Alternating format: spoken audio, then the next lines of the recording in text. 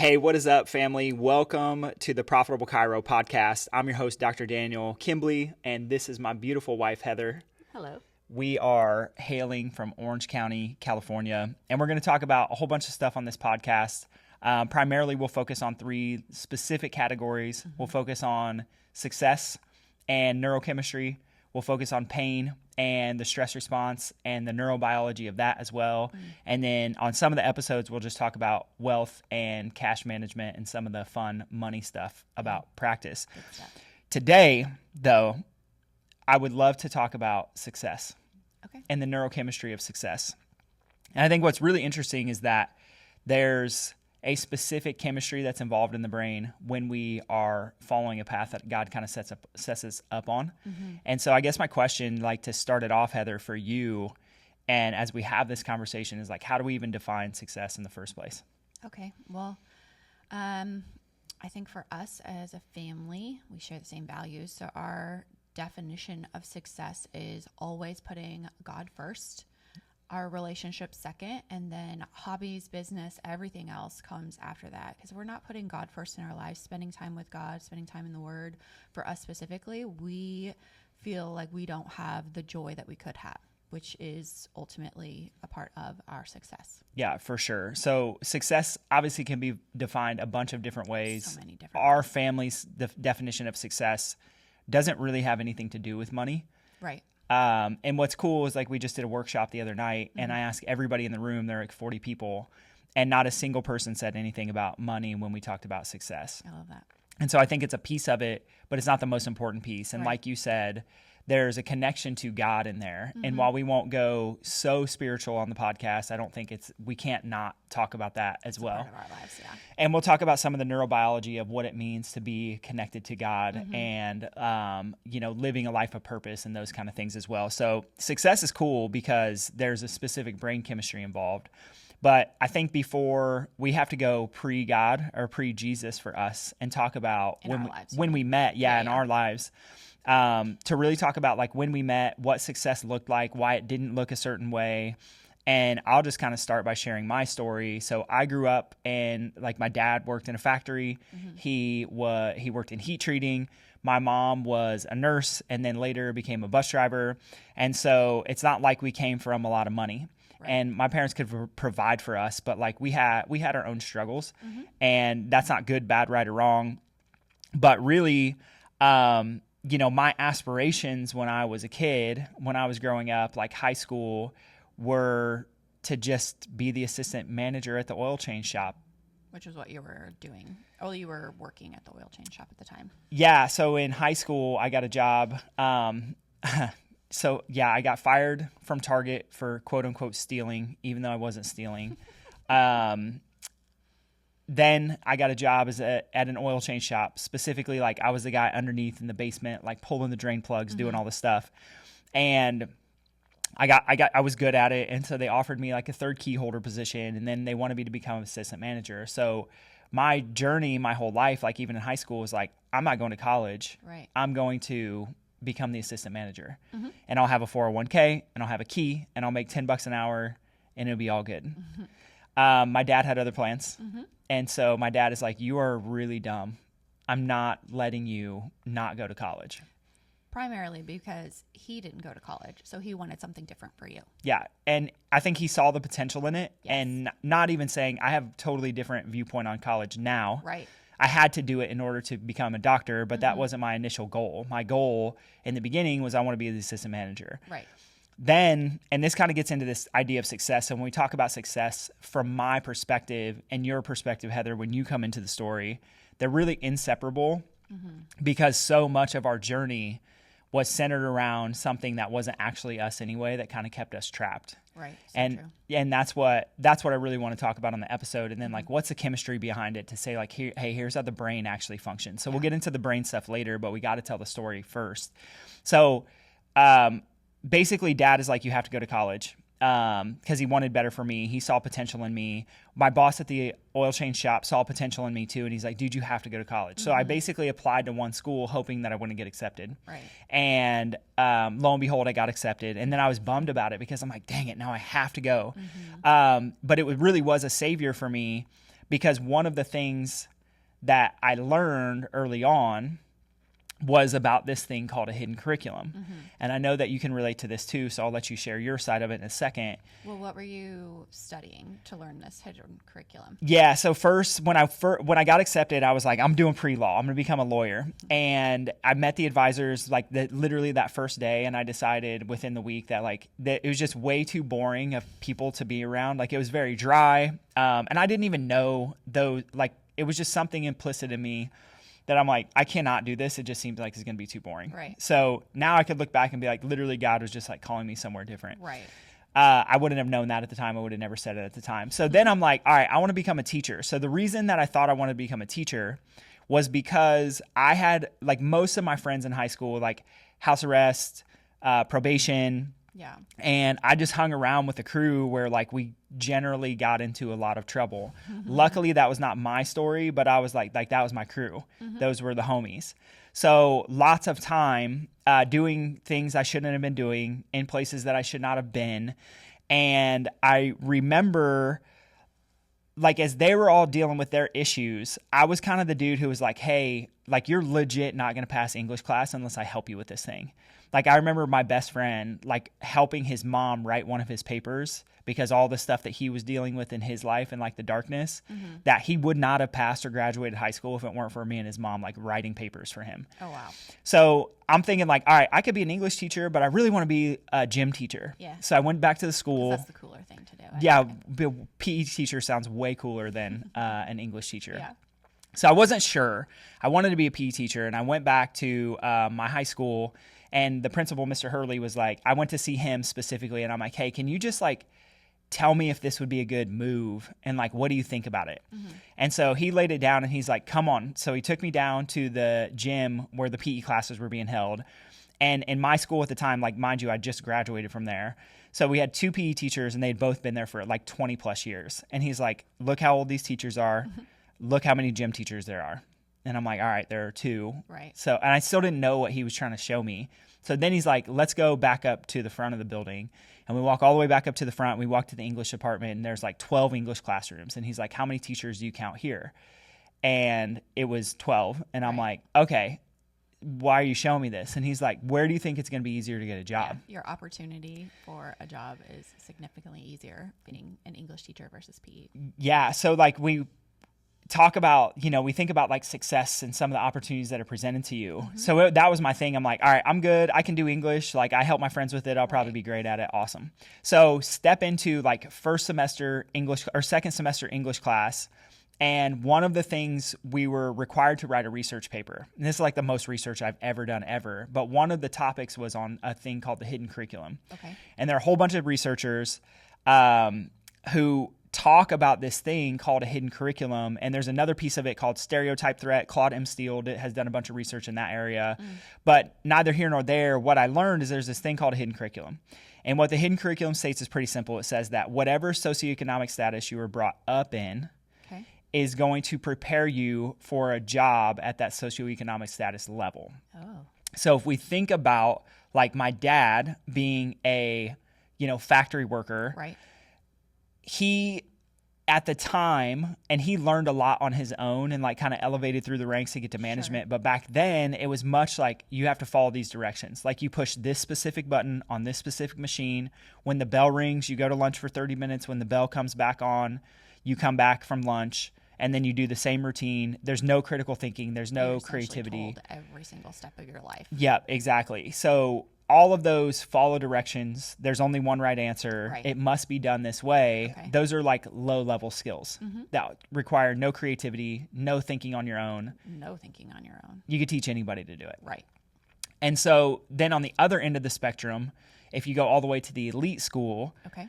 what they found with the hidden curriculum is that these students were being taught creativity, critical thinking, looking at things from multiple different viewpoints, studying different languages, learning about different religions, like so many more opportunities. Yeah, opportunity to think and, like, choose for yourself. So when I learned about this thing called the hidden curriculum, I had this moment of, like, oh my gosh, that's why I wanted to be the assistant manager. And it blew my mind. Because you were in that lower socioeconomic classroom. Yeah. That's what you're saying. I realized that my school had just prepared me to think a certain way about the world. And my thought process about the world, when we talk about success, which we'll get into in a minute, Right. my thought process about the world was like, if I go and I get a good job and I get a 401k, one day I'll be able to retire. And that was like it. I didn't need to think critically. I just needed to do what was asked of me. Yeah. And that's what my school taught me. You show up every day, you turn in your homework, you get a good grade, you go to the next grade, you go to lunch at this time. And I didn't, with the exception of a few teachers, I didn't have a lot of opportunities to think critically. Oh, yeah. I would agree that I was raised the same way. Or explore outside of the box in any way. Yeah. And so I realized, like, okay, this is how mom and dad, like, this is the socioeconomic status that mom and dad lived in. But I thought about other schools in the area that are like, we're talking at the time, mind blowing to spend $500K kindergarten through 12th grade for private school. But that was preparing those kids to be doctors and lawyers. And so there's this researcher named Jean Anion. And what she found is that basically there's a spectrum of schools. So there's the lowest socioeconomic status schools. They're learning rote memorization, like one right answer, one wrong answer. Then there's a school that's a step above that where there's a little bit more autonomy, but not much. And then there's like a middle class school and then an upper middle class school and then what she would call the elite school. Okay. And so on that spectrum, kids are learning different skills to keep them at a certain income range. Okay. So when I learned about this, it was like this huge awakening in me where I'm like, oh my gosh, that's why I only wanted to be the assistant manager. Yeah. That's why I didn't want to go to college. Right. And then it awakened me this other thought of like, wait a second. So what this means is that everybody has the same potential to be successful. Yeah. And the other piece of the hidden curriculum, just real quick, I feel like I have to share it because it's a nerdy research. So there's this another researcher named Claude Steele. And so what Claude Steele would do is, like, one of the examples of the studies that he would do is they would have students take a test and they would see how they did on that test. And they're basically measuring IQ or performance. And then they would have the students take a test again and they would staple their picture to the test before they took it. And while they took it, then when they would submit it, what they found is that the kids, when their picture was stapled to it, certain students, usually based on economic status, usually based on like color or race, what they found is those students performed worse. By the fact that they could look at their own picture. Because their picture was stapled to the page. Does that mean that they had like a certain thought process of their own identity by just staring at themselves, or what does that mean? No. What they found is that when the kids knew that someone would see the color of their skin or their race or sometimes even gender that was grading the paper, they would perform worse. Whoa. So this is called stereotype threat. So if I think someone is going to judge me poorly or negatively, I will actually perform worse. Because they already had that thought process in their Because they mind. knew that whoever was going to grade me was going to see me. Wow. And so then this gets into this whole like conversation when we talk about success. What I really learned is what it comes down to. And like that could just be a whole episode in and of itself. It's like the idea of stereotype threat. Yes. But really what it comes down to is this, is that every person has the same potential to be successful. We all have the same neurochemistry. God gave us all the exact same gifts. Yes. And I realized that like I wasn't wanting to express mine fully because I was stunted by systems that I didn't know were in place. How you were raised. Yeah. Yeah. Through that school system. And I'm sure that you can relate 100%. in the exact same way Yes. with your schooling. And I know you had some great teachers Sure. that you had good relationships with. So that kind of led me to this place where I'm like, oh my gosh, I want to be a teacher now because I want to be the person who steps in and like not necessarily teaches people straight or teaches students straight up that like, hey, there's this thing that exists. Right. But if I knew that the structures existed, I could teach differently that would allow students to break that structure. Yes. Where they could express and achieve whatever they wanted to achieve. Right. So that kind of gets us to us meeting each other. So I got a job in teaching. Yep. Wicked addictions, wicked darkness in my life, and we meet each other. And I would love for you to share the story of when we met because it's so funny and it's told the same way every time. And I get called out. And it's so true. That's why it's told the same time. So the first night we met, we talked about two things, CrossFit and chiropractic. Yeah. And then shortly after that, we did a push-up contest and you cheated. I did not cheat. And you said you won. For the record. You skipped numbers. I could clearly hear you. I did skipping win. your numbers. I have bigger pecs. I won. Actually. You cheated. That's the end of the story. False. I'm not a cheater. Just for record, for anyone listening, I'm not a cheater. For record, he cheated. And then I also beat you again on our wedding night, but we'll get to the wedding night later. No. Okay, so go back into the story. Yes. We talked about CrossFit and chiropractic. Right. It would probably be important to just let people know. I don't know about you, and you can speak to this. One, you got to talk about like what you were doing. Right. And then the other thing is like I just kind of started a health journey. So my initial like foray into this, what I would say is a health journey, was Tim Ferriss's 4-Hour Body. Yep. So that's kind of when we met. I was all into CrossFit. You just gotten into CrossFit, yeah. And CrossFit is brand new at the time. This is like I started CrossFit in end of 2008, and this is end of 2010 when you and I met.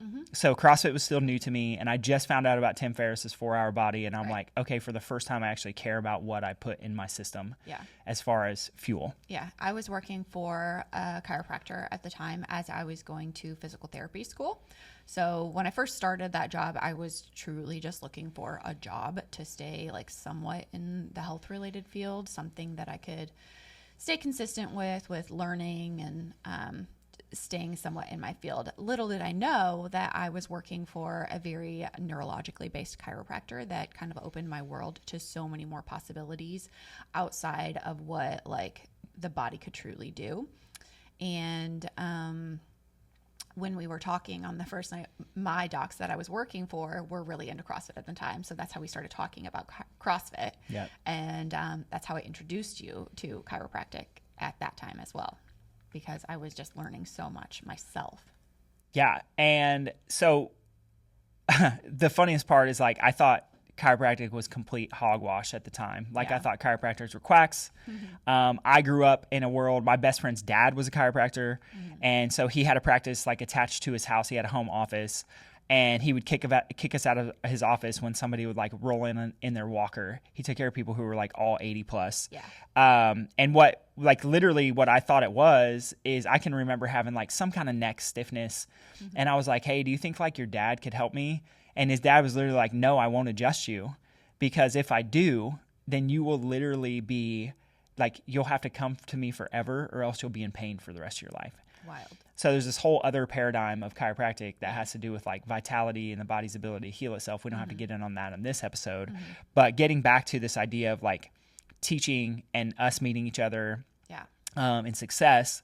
So that kind of led us to this point where we had a journey where we were just like dating, and you played hard to get for like 27 months until it wasn't really that long. But I literally wondered forever. I'm like, does she like me? Does she not like me? The funniest part is I knew at 2 weeks that we were going to get married. Yeah, and we did end up getting married, which is cool. So before that though, after we started dating, it took you like 6 months. Yeah. You're working at the chiropractor's office, finishing up your physical therapy license. Right. And you're like, just go see Dr. Mike. And I'm like, I still was like, I don't understand. Like, how could getting my back crack do anything? Yeah.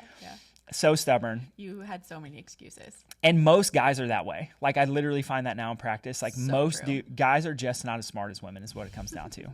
Especially with their health. Yeah, for the people in the back. Let me just say that again. Don't be dumb like me. Like, I just took so long. So here's what happened. It's cool. So I was like in the party world in high school. Lots of drugs, lots of alcohol, lots of just stuff, partying.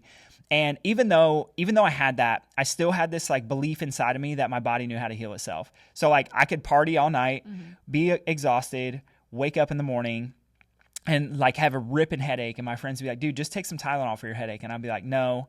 Even though I was partying, even though I was like, didn't care what went into my system, I would still be like, no, my body knows how to take care of itself. Like, I can handle my headache on my own.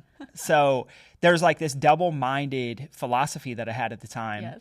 But I remember saying that like multiple times to friends. I'm like, hey, no, my body knows how to heal itself.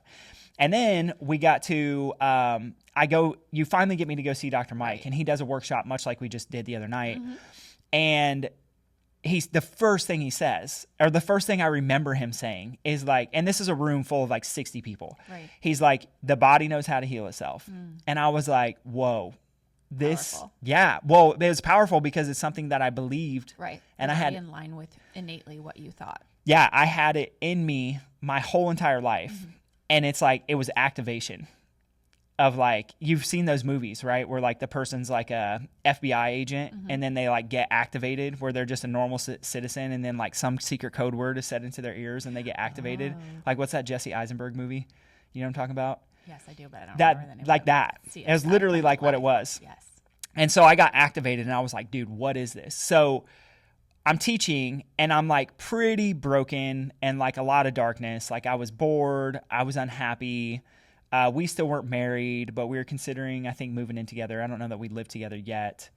We had the conversations. Yeah, we had talked about it. But like my life kind of looked like this is I would snooze as much as I could, show up 5 minutes late to work every day, Every single rushing, day. Yeah. hated being there, would leave as soon as I possibly could at the end of the day. No planning for Zero planning. the kids. Partially because I was good at it, but partially just because I was bored. And I love teaching. That's the thing about it. Like I loved what I did. I didn't love parts of it. And I just wasn't happy with myself. I don't even think you graded your own kids' papers. No, and I got crap for that a lot from students. So when I started getting adjusted though, I kind of like became the health guy. And so I saw Dr. Mike. I obviously got under care with him. Right. And as I started getting adjusted, I noticed like my tendency to like, I still wanted to snooze and I still wanted to get home. Actually, I got to back up because I got to share the part where like, this is how bad I was. Like, not only was I doing all this stuff in school, like I was the AVID coordinator, I was a volleyball coach. Yeah. I still was rushing out of that place every day. Like I didn't want to be there. I never talked to you about it. I was pretty miserable. Oh yeah. I would ask you every single day, how was your day? What did you like enjoy about your day? And it was, you were shut down. Yeah. I don't want to talk about it. Yeah. I don't want to talk about it. It was good. hard. I don't want to talk about it. Yeah. So isolating for you, and I was isolated and I didn't feel connected or like I was living passionate. But I started seeing Dr. Mike and I noticed that like I had this newfound passion and purpose to start learning about what was happening in my classroom with like the students that I was teaching. Okay. And I had some really good teaching mentors. So that's a piece of it. I can't not give them credit where credit is due.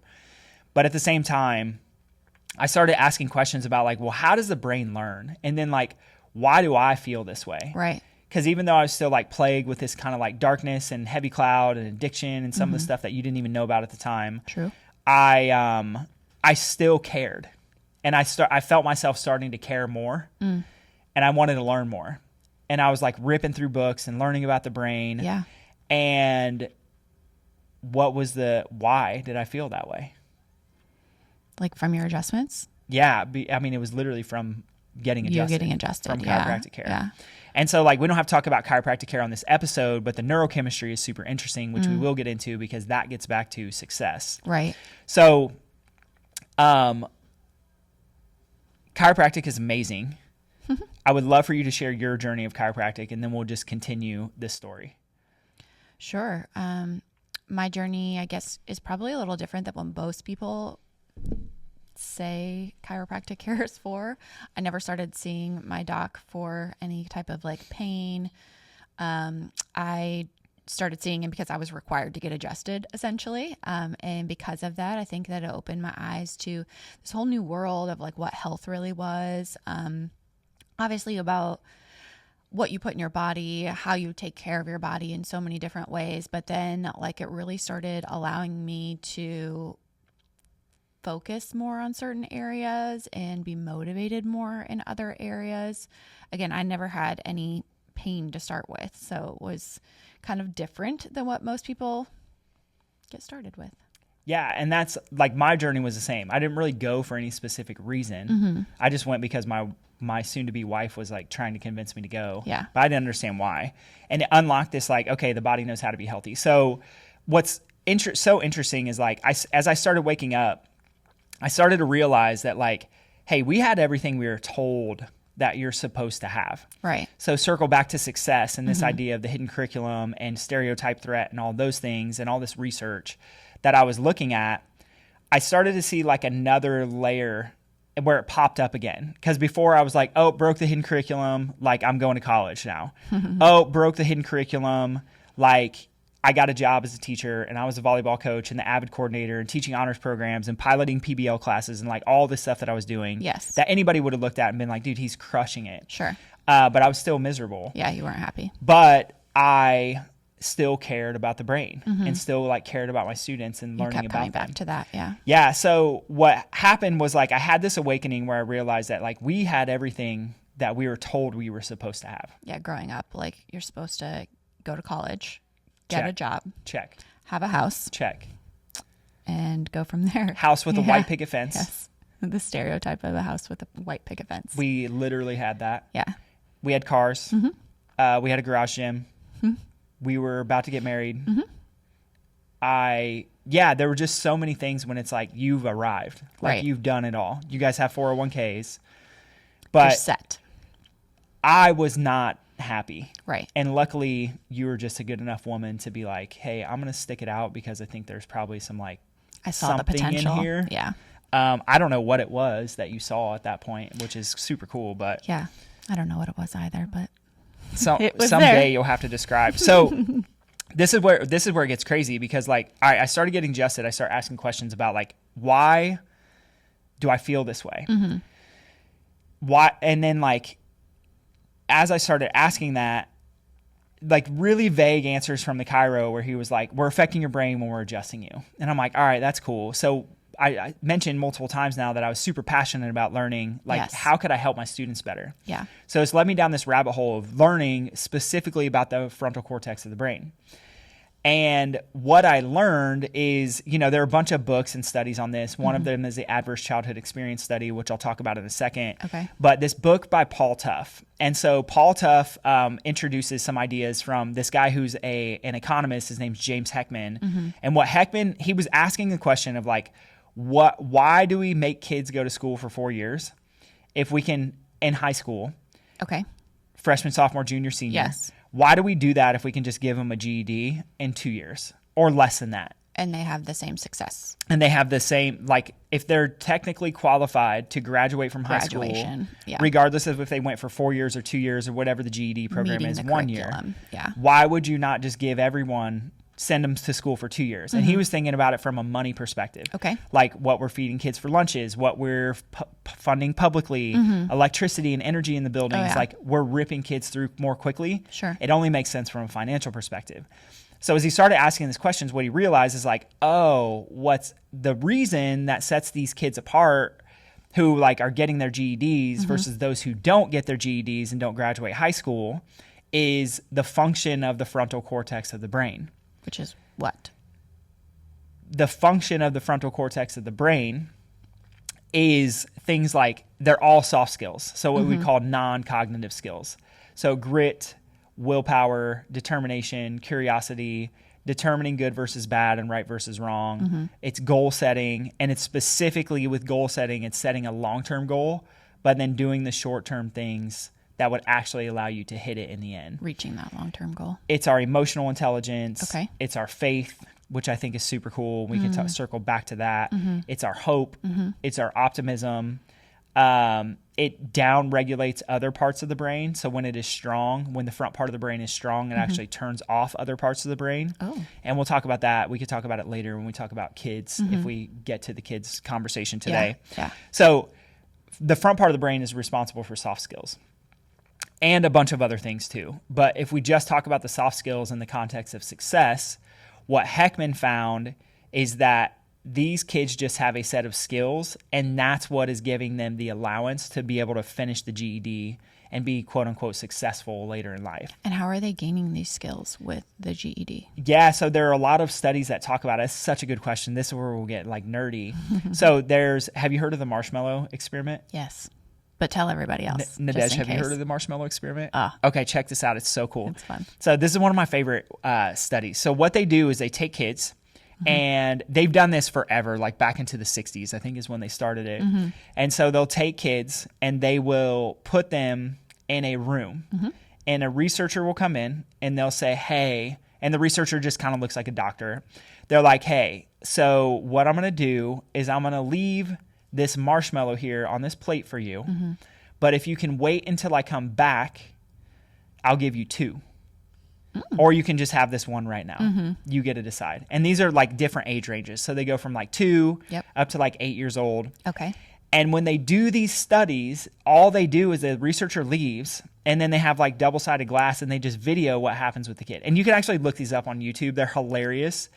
But what's so special about watching the videos and what the research presents is that the kids who have strategies to deal with or distract themselves will not eat the marshmallow. To avoid eating the marshmallow because of what is to be expected. So that would be considered self-control, which is a frontal cortex. A soft skill. Activity. Yes. It's a soft skill. Okay.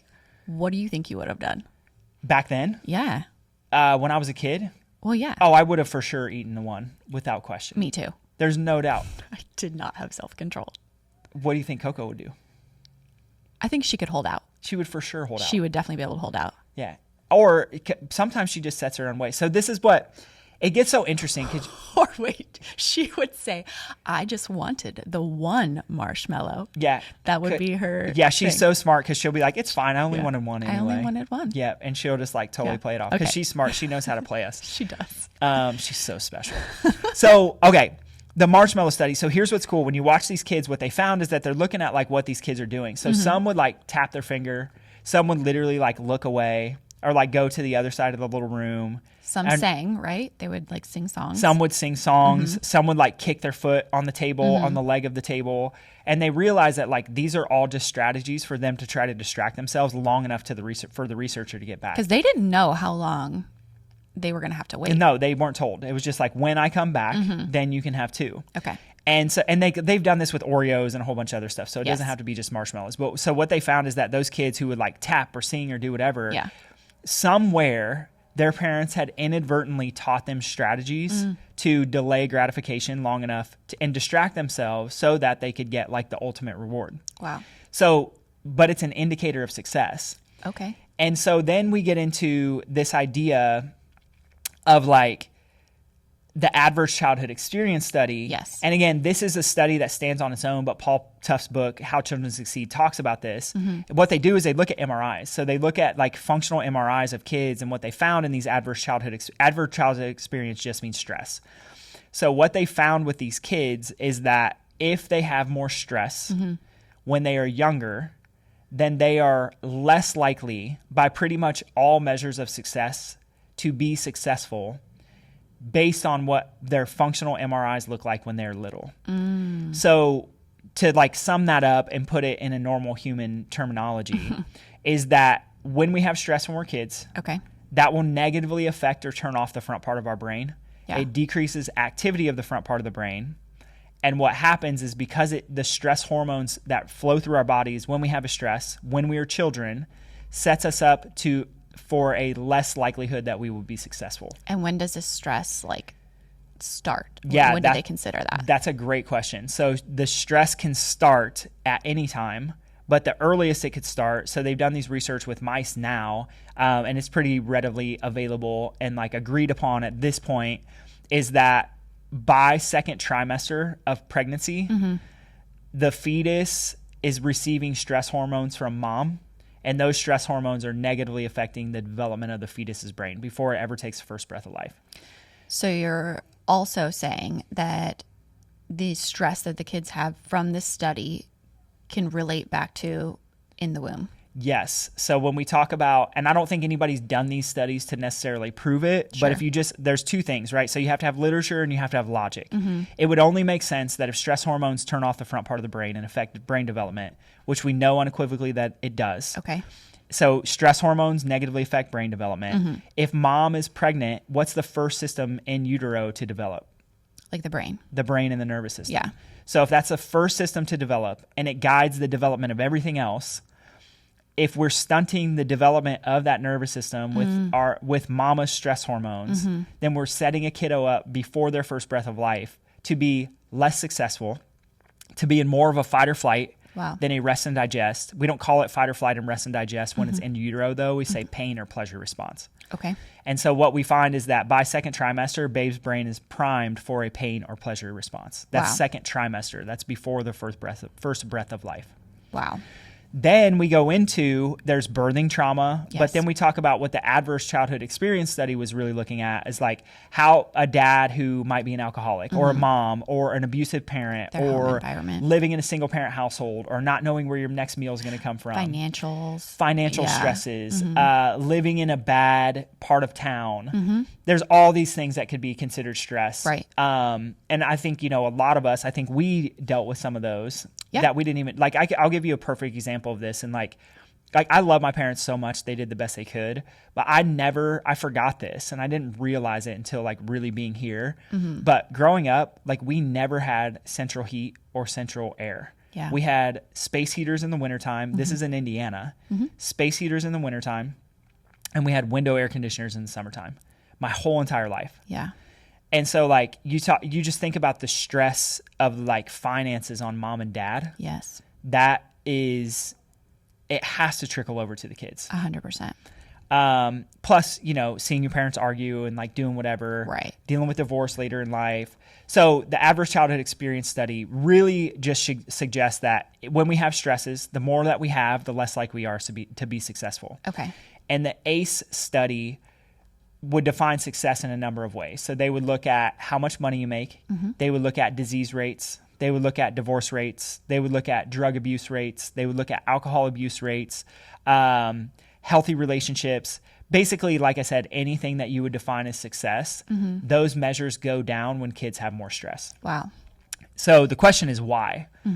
And in my opinion and everything that I've seen through the research suggests that by the second year of life, the baby's, a kiddo's brain has created most of its connections by the second year of life, synaptic connections. So what that means then is that if our brain has made the most synaptic connections by the time that we're 2, Yes. everything else from that point forward is no longer connectivity, but it is myelination. You can't build more. You can build more. That's why we have neuroplasticity, but most of it is set unless we're aware of these things that we're talking about. Okay. Yeah. Nadesh, how we doing? Great, you're at 30. You have little like 25 minutes left. And this is like all making sense? All making sense. Kokaboo, you doing good? Yeah? Okay, cool. So when we get into, again, just going back, the point is that the brain is developing so rapidly in the first 2 years of life. It's making most of its connections. Everything after that is myelinating. Okay. For the most part, I'm not exaggerating. I'm just simplifying a little bit. Okay. But myelinating pathways that have already been there.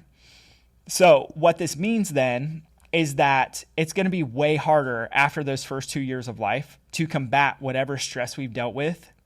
And it gets even worse by the time we get to like 8 years old. Wow. So again, when we talk about success, we're talking about things that are being programmed from way before anybody would mostly give credit for it, which is why I love 100%. chiropractic so much. Yeah. And so you start to look at your life and my life, and I look at my aspirations and my dreams, and it's no wonder then that when we start getting adjusted and we wake up the front part of the brain and our brains start awakening, we feel this newfound passion and purpose to learn more about the brain in my instance. Because when you are getting adjusted, you are directly affecting the prefrontal cortex, which is the area for success. Exactly. And the area for the soft skills. It controls other stuff too, lots of other stuff. We'll talk about those in a minute. So that's kind of the adverse childhood experience. So then if we go back to my classroom, I started looking at my students, and as I learned all this stuff, and I'm realizing like I've worked in a pretty urban school district, and what I realized is that like most of my students just had a ton of stress on their kids. Yeah. So give an example. Like the biggest one would just be socioeconomic status. So Yeah. one of my favorite students, I remember every morning he would come in and he would sleep under the counters in the back of my classroom. He would take a little nap because he would always get there early, and I would ask him, I'm like, dude, how do you sleep under there? Yeah. And he's like, Mr. Kimbley, you don't understand. I've never slept in a bed my whole life. He's like, I've only slept on the carpet. So I can sleep pretty much anywhere with no issues at all. Wow. And that's heartbreaking, but that's a stress, So much stress. And you extrapolate that on top of like probably not living in the best neighborhoods and all the other stuff that he experienced. That's when it gets really, really like I said, it's heartbreaking, but I wanted to help these kids. Right. So my thing in teaching is I started just going and basically figuring out like how could we influence the prefrontal cortex. Yes. And as I'm getting adjusted, seeing our chiro, I'm realizing that there's like more passion and more purpose, and I'm asking more questions. And I finally put it together that like, oh my gosh, what if we could teach skills to the prefrontal cortex? And I started asking another question. What if these kids could have chiropractic care? Because we knew that chiropractic was affecting the brain. What if these kids could have chiropractic care instead of like going to a school nurse? Wow. How much more successful would they be? Yes. And what we found is that unequivocally, kiddos are going to be more successful if they're well adjusted, if they have a firing frontal cortex, than if they don't. And I eventually got to the point where I had to literally stop teaching, and we gave up our whole life.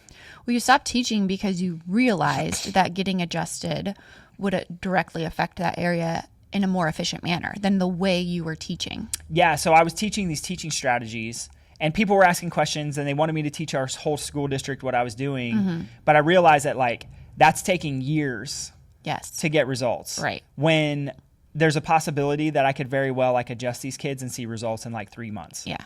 Well, in turn, they're also going back home to the exact same environments that are stressful. Exactly. The exact same environment that's stressful. So I'm like, how do we bring kids out of that? Yes. And the best way is to get them to, and we're not going to bring them out of the environment, but we can get their brains to adapt to the environment differently. Yes. And that was done through the adjustment. Okay. And so this idea of success really gets down to it's just neurochemistry. It's just what is happening in the brain, what chemicals are involved, what structures are involved. And if we can re-stimulate those structures and change those pathways and change that hormonal system, then again, going back to my thing at the very beginning, God gave us all the exact same potential to be successful. So tell me how that works with an adjustment. Yeah. So like, when we adjust the brain, we're immediately reversing the effect of stress hormones being on in the system. There's a whole process involved in this, I'll share in just a second. But the idea is that when we adjust the spine, we wake up the brain. When we wake up the brain says, hey, we actually don't need to be in fight or flight. Let's go back into rest and digest. And it's kind of a perfect segue into how this whole thing works. Is you got to think like if you're a cave woman and I'm a caveman. And a bear came in to attack us right now. And we're cavemen, right? So like we're in the cave and there's a fire and you had just been out picking berries all day and I had my loincloth on and I wrestled a bear with my bare hands and I brought it back to eat. But then like that bear's spouse was very upset that I killed it and brought us dinner for the next 3 months. And you were so proud of me and mama's bear's coming back to attack me. We're going to fight it or we're going to run away from it. You're going to fight it and I'm going to run away. Yeah, exactly. So our brain releases stress hormones. It doesn't, and this is what's so interesting. It doesn't matter where stress comes from. So our brain releases stress hormones to get us to get up and fight or run away. Okay. So those stress hormones, cortisol, adrenaline, norepinephrine, they're known as catecholamines. Those stress hormones get us up and alert and put us in an anxious state so that we can either fight and kill the bear or run away from it. But the trick in this is that when you look at why fight or flight, fighting requires lots of movement. So I'm going to fight the bear, I'm going to kill it, and then my brain's going to go, okay, it's going to scan my environment and say, okay, cool, there's no more threat. Let's go back into rest and digest. Okay. Or the opposite is true. We run away, as you stated. Yep. And we get far enough away, and then our brain goes, okay, cool, there's no more bear. Which also requires a lot of movement. Lots of movement, exactly. You're so smart. So when we have movement in fight or flight, the brain realizes like, okay, cool, there's not a threat. Let's go back into rest and digest. The problem is that today in our society, we're not cavemen and women. So our stresses are finances and relationships and comparing ourselves to one another on social media and moving a whole bunch and the state of the economy and what president we hate or we don't hate. Right. Or the fires if you're here in California. Toxins in our food. Blue lights. Blue light is a huge one. I think blue light is probably arguably the most important one that people don't think about. Every time you look at blue light on a screen, it's literally triggering your brain into a fight or flight response. It's turning off your body's production of melatonin via the pineal gland, and you're like shutting down your ability to sleep well, to think well, to regenerate and learn new things inside of the brain in the first place. Blue light is so critical and so detrimental, and we're bombarded by it. Because of our phones and screens. Screens. And so this kind of presents this like whole interesting thing of what are the pathways involved, right? So I shared that if we fight or run away, our body's going to interpret the environment and say, okay, cool, we feel safe and sound. Yeah.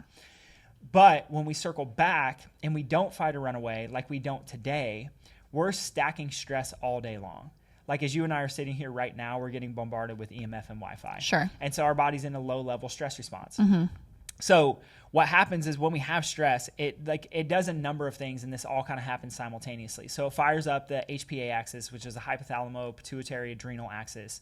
So we're going to fire adrenals. We're going to change what happens in the pituitary gland, which releases hormones, and it's going to affect the hypothalamus as well. It's also going to affect the hippocampus. So cortisol, one of the stress hormones, shrinks cells of the hippocampus. So what this means is decreased learning. It also fires up the limbic system, and it activates the limbic system, specifically the basal ganglia and the amygdala. And what happens is in that limbic system, it's going to allow us to be more anxious, more alert, more on guard, more fearful. Wow. So those stress hormones do all of this simultaneously in the brain. It increases our whole sympathetic response. So when I say sympathetic, I just mean a stress response. So the stress response, when we break it down from a physiological perspective, we're increasing heart rate, increasing blood pressure, increasing blood sugar levels, increasing cholesterol levels, increasing blood clotting factors. We're breaking down connective tissue and protein tissue. So we're breaking down ligaments and muscle and tendons in the body so that we can build up more stress hormones. We're turning off the digestive system. We're increasing our fear, anxiety, depression. We break down bone. We turn off testosterone. We turn off growth hormone. So there's all this whole physiological process. All these keys to the diseases that we have today in society. Yeah. So if you break that down, I won't go too into detail, but if you break those down and you look at like increased heart rate, increased blood pressure, what's that associated with? High blood pressure. Well, yeah. Heart disease. Cardiovascular disease. Yeah. Right. So heart disease or artery diseases in general. So then you look at like high cholesterol. Well, you can talk about atherosclerosis, but what we know is that sugar in the bloodstream actually makes the blood more acidic, and that's the problem with cholesterol, not that cholesterol is bad in the first place. Okay. So there are all these processes. We can talk about increased insulin resistance, diabetes long-term, type 2 diabetes. So there's all these things that happen in stress response that literally they completely destroy our health. But the interesting thing about it, and depending on like what level of detail you want to go into, one of the things that firing up of stress hormones does, especially chronic stress, is it decreases a neurotransmitter called BDNF, which is brain-derived neurotropic factor. And what does that mean? Yeah, so BDNF is what literally allows our brain to make new connections. And so if we decrease BDNF, what we will have is like shorter term, we'll start having brain fog or loss of memory, or we won't be thinking as clearly, or we can't make as good of decisions. But longer term, though, having a decrease in BDNF, and what we do is we increase glutamate in the brain. So glutamate is excitatory to the brain, which sounds good in short term, but in long term, what it does is it actually creates neurodegeneration. So we lack of BDNF and then increase of breakdown or neurodegeneration. Degeneration of the brain. This can start to lead to like Alzheimer's, Parkinson's, dementia, all those kind of things. And so there's all this stuff that happens as a result of the autonomic nervous system, specifically the sympathetic branch of the nervous system, firing. So to answer your question, what happens in a chiropractic adjustment? So like we talked about fight or flight, if we move joints of the spine the proper way, then we'll wake up the brain. And when we wake up the brain, that movement of the joints of the spine, the brain will start to interpret its environment differently. And it will say, oh, there's actually not a bear here. We don't need to fight or run away. Let's go back into rest and digest. Right. And just like you can do with anything in the body, we can actually build our body's capacity up to deal with stress better so that the things that used to stress us out no longer do. And we can adapt better to each of the stresses that we put our body under in the first place. So essentially you can take on more long term as long as, because we're never going to get rid of stress. Exactly. We will always have stress, no matter the age, by the way. Yep. Babies being born still experience stress. Yep. Developmental milestones, stress. Yep. Sports, stress. School, stress. Social friendships for teenagers, stress. And then obviously everything as an adult that we experience as well. We're never getting rid of that stress. So as long as you can adapt to stress better by addressing the prefrontal cortex, you can essentially be more successful. Exactly. Well said. And so Thank it's you. really quite simple. That's why I quit teaching. So that I could step into a place with authority and tell someone like, hey, your kid may not actually have dyslexia. That's a symptom of a disorganization of the brain. And if we can wake up the brain, turn off the stress response, decrease or increase BDNF, allow the brain to make new connections, grow the cells of the hippocampus, and actually get them to learn well, then maybe those things will just turn around. Yeah.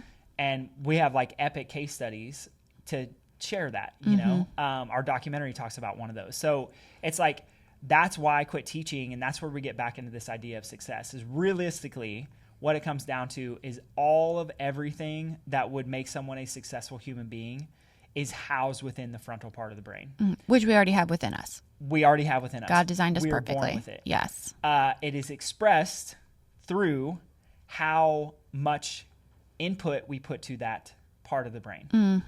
And so remember that stress decreases input to that part of the brain. Yes. And there's a whole pathway involved. We can talk about it later on specifically how movement of the joints of the spine affects that part of the brain. But that would be a whole other episode. Yeah. I think the biggest point to go to, though, is that like the skills of success are learned. Yes. And so from us going, me wanting to be an assistant manager at the oil change shop, to then getting suckered into going to college in a way, finding this newfound passion and purpose, being really good at teaching, having everything we were told we were supposed to have, being miserable, and then realizing like, hey, we're going to give up everything. Yes. We're going to give up the picket fence. We're going to give up our cars. We're going to give up our jobs and our money. And we could have done that forever and been very, very, very unhappy. For sure. But I think what it comes down to is like that the chiropractic care and waking up our brain, the success part of the brain, is what allowed us to take a risk. Yeah, and we feel felt safe. To go to chiropractic school. Yes, move across country. Across country. Yeah. Live in campus housing. As a married couple. Fresh new married couple. With no money, no potential of income. I had no idea what I was doing, by the way. Like I was an English teacher. So to go from English to like straight up science. You had no science. Wait, tell us what your science was, background. Oh yeah. So this is so funny. I took, that's hilarious. I took one biology class. Okay. And this is like basic biology. Like I'm talking so basic of biology. Like that ninth grade biology. One of our assignments, one of our extra credit assignments. This is how I passed biology, by the way, in undergrad. Is we had to take pictures of things that had to do with the things we were learning about. So I remember, I wish I could find the cameras and I could show people. One of those was like denatured protein. So when you when you cook an egg on the skillet, from when it turns from clear to white, that's protein denaturing. Okay. So like I took a picture. This is like an extra credit assignment that I would not have passed if it weren't for this assignment. Like fermentation process of alcohol. So me taking a picture of like an alcohol bottle to show that there's like a fermentation process that happens. Wow. So I'm talking basic science. So good. Then what's funny is in Chiro school, like second quarter, I remember like in tears almost. And I'm like, babe, I can't do this. Like I'm literally you had no science background. Because we're talking like chemistry and some of these other organic things. Chemistry. Yeah, like I just had no skills around. But we made it happen. So wait, you didn't tell them the science that you took.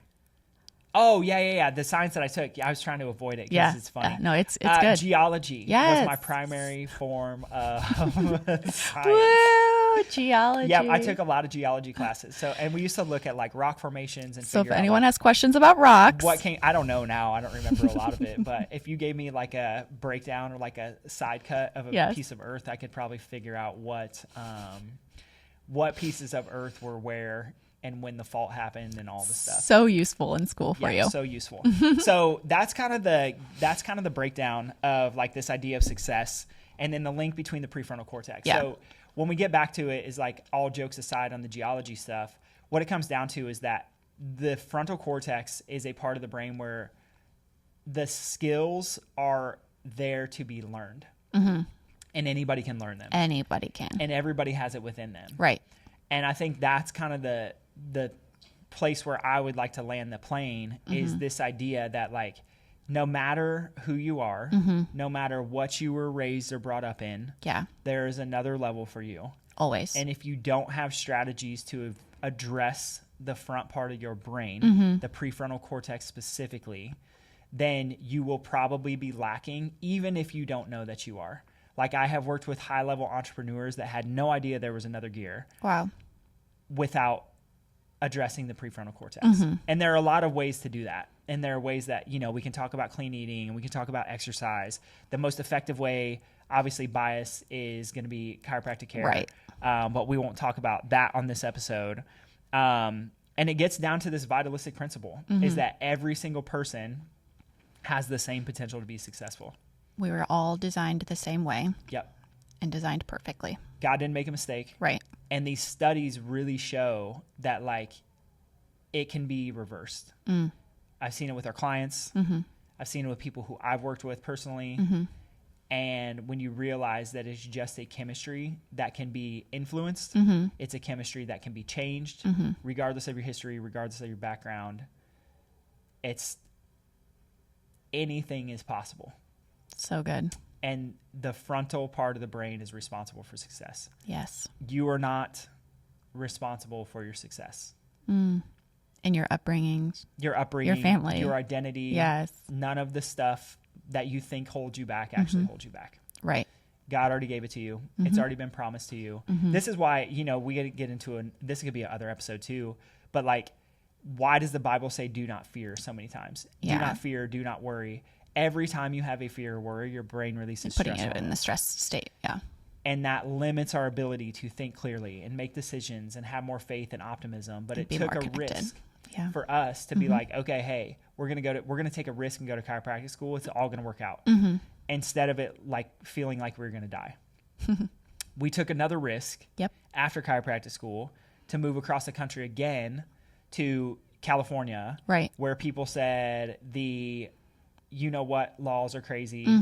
It's way too expensive. It's way too expensive. Yeah. You can never do it. You definitely can't live on the beach.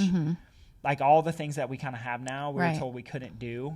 And I would attribute it 100% to the way that God created us and the way that every person was designed to function with a healthy frontal cortex. And the neurochemistry and the structures involved in that are key in the success. And it's just tapping into the right decisions so that you can take the risk and let it be calculated and feel safe and feel comforted.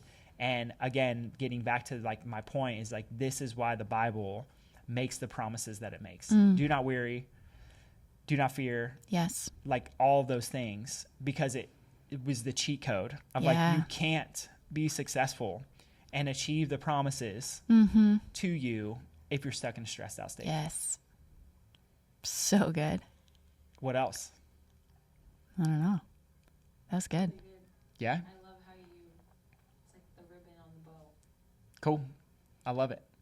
All right, fam. That's it. We'll come at you guys next week. Sounds good. Peace.